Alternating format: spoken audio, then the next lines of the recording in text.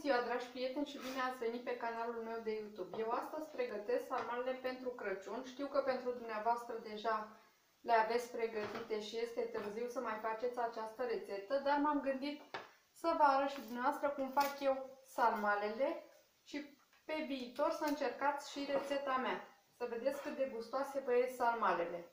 Eu aici am 1 kg de carne de porc. Este carne macră, foarte puțină grăsime. Ceapa tocată. Puteți căli ceapa, eu nu o călesc. Eu o pun așa ceapa la sarmale. Dar dumneavoastră, dacă vă place cu ceapa călită, puteți o și căliți. Voi pune ceapa. Folosesc ceapă mai multă, deoarece îi dă gust mult mai bun la sarmale. Ceapa fiind dulceagă. Cam 3 linguri de orez a fost spălat. Cam 3 sferturi din ceașca aceasta de orez. Voi pune boiat de ardei dulce.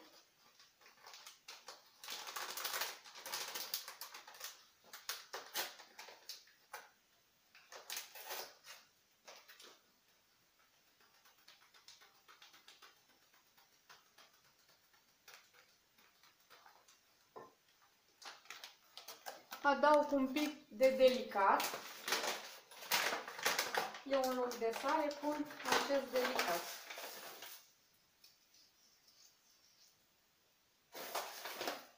Cât iau de 2 ori între degete. Și condimente pentru sarmale. Sau puteți folosi în loc de aceste condimente pentru sarmale piper și cimbru, puteți spune. Dacă nu vă plac aceste condimente de sarmale, puteți folosi piper și cimbru.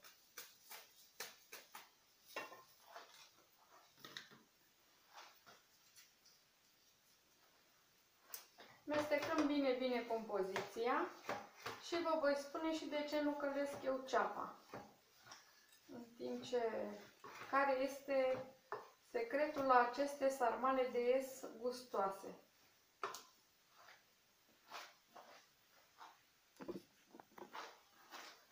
După ce am amestecat bine compoziția, ia uitați cum arată, am făcut compoziția, eu aici am tocat slănime afumată cu bulețe. La fiecare sarma pe care o voi înfășura, voi lua prima dată un pic de carne tocată, iar în interior aici voi adăuga 2-3 cubulețe de slăninuță. Slănina asta afumată îi va da un gust deosebit la sarma. La fiecare sarma veți pune câte 2-3 bucățele, eu cam 3 bucățele pun de slăninuță afumată. Și e super gustoase. Slănina afumată vine și îi dă un gust bun la sarma. Împăturim sarmalele. Le voi așeza pe această tavă. Deci v-am zis, fiecare luați în mână așa, îi dați în centru aici gaură și veniți cu, din loc în loc, puneți 3 cubulețe de slănină afumată.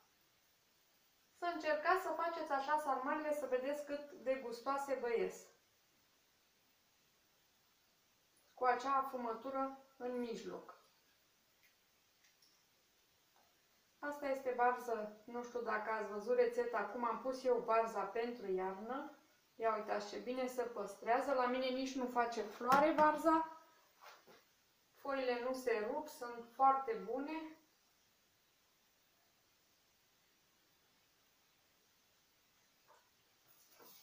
Deci, în fiecare facem așa în mână, o găurică aici în mijloc,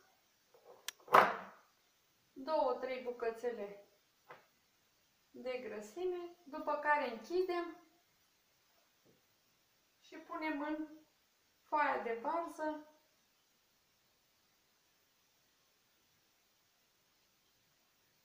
și facem sărmăluța.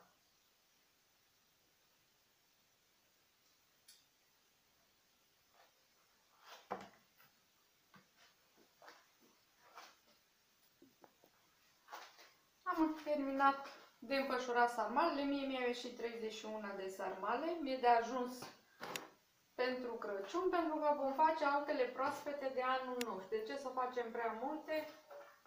Să le risipim. Aici avem varza tocată și pe fundul tăbii le voi face în această tavă. Pe fundul tăbii am pus crecuțe de cimbru.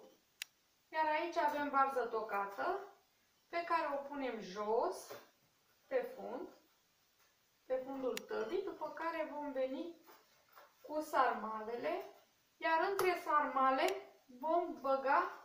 vom adăuga bucăți de slănină afumată. De asta nici nu călesc ceapa, pentru că călim ceapa, o călim în grăsime, vin și cu acea slănină afumată, iar grăsime. Și mai bine prefer să pun această afumătură care îi dă un gust foarte bun la sarmale, le dă un gust foarte bun, decât să mai călesc și ceapa. Dacă vă place cu ceapă călită, puteți să căliți și ceapa.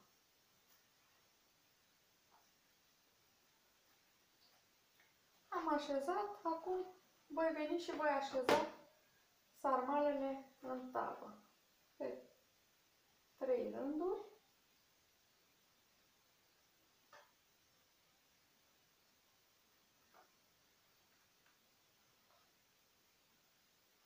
Și pe unde găsim spațiu, băgăm și grăsime între slănină din aceasta afumată.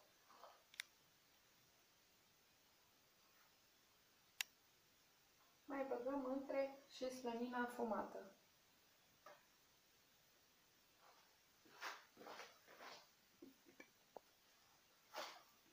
Eu deja am pus sarmalele în tavă, ia uitați cum arată, între ele au bucățele de slănină afumată. Am pus apă cât să treacă peste ele.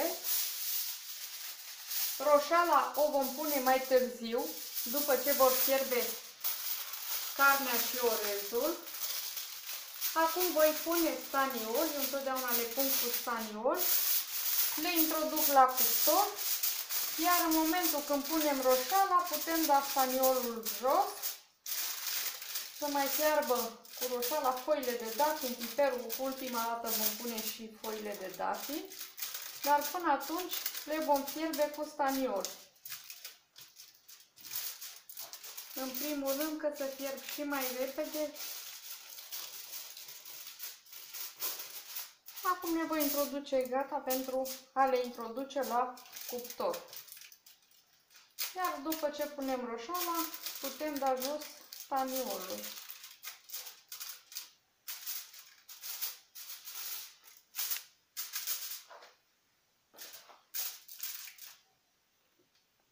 Am pus și roșeala la sarmale, uitați în tavă.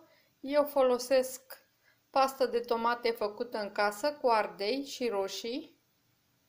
Iar acum le voi mai ține încă 20 de minute cu staniol. Voi pune iar un pic de apă, voi completa cu apă. Le voi mai ține încă 20 de minute cu staniol. După care vom da staniolul la o parte, le vom lăsa să scadă. Deja am pus și boabe de piper. Iar către final vom pune câteva frunzulițe de foi de dafin. Când sunt aproape gata, nu cu mult timp înainte, datorită că foile de dafin vin și amărăsc. Dau acea amărăciune. Deci mai spre final vom adăuga și foile de dafin. Acum voi lăsa pentru încă 20 de minute cu staniol, după care voi da staniolul la o parte și le vom lăsa să scadă. Sarmalele sunt gata, ia uitați cât de bine arată, au scăzut îndeajuns. Nu vă spun cât sunt de gustoase. Dacă v-a plăcut această rețetă, vă aștept să vă abonați în continuare la canalul meu de YouTube. Vă doresc sărbători fericite și o zi bună! La revedere!